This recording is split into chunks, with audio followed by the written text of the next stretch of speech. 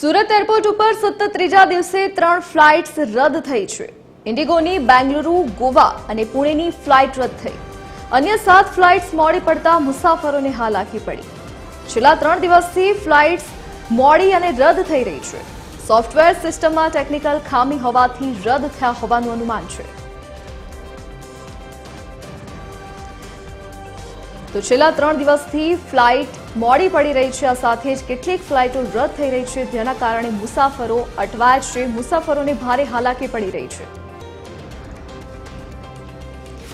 Associate editor Deven ચિતેફ online પર જોડાઈ ગયા છે। જી દેવેન, શું વિગત?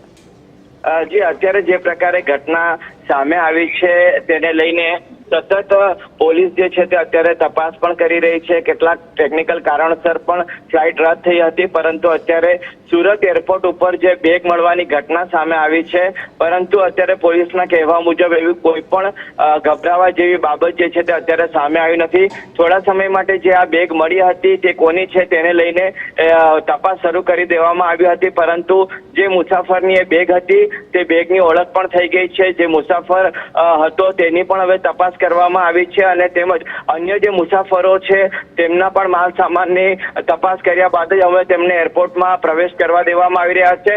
ડોગ સ્ક્વોડ પણ ત્યાં અત્યારે ઘટના સ્થળ પર પહોંચીને તેમના દ્વારા પણ હવે આખી પરિસ્થિતિ જે છે તેને ગંભીરતાને ધ્યાનમાં રાખીને તપાસ શરૂ કરી દેવામાં આવી છે। પરંતુ શરૂઆતના તબક્કે જે આ બેગ બિનવારસી મળી છે એ પ્રકારના સમાચાર આવ્યા બાદ તંત્રએ આ બાબતને ખૂબ જ ગંભીરતાથી લીધી હતી, અને અત્યારે જે પ્રકારે મુસાફરની ઓળખ થઈ ગયા બાદ હવે અન્ય જે મુસાફરો છે તેમની પણ તપાસ કરવામાં આવી રહી છે। જો કે કોઈ પણ પ્રકારની દુર્ઘટના ન બને અને સુરક્ષામાં કોઈ પણ પ્રકારની કચાશ ન રહી જાય તેને લઈને હવે એરપોર્ટ ઓથોરિટી દ્વારા તમામ પ્રયાસો કરવામાં આવી રહ્યા છે। જી દેવેન, વિગત બદલ આપનો આભાર।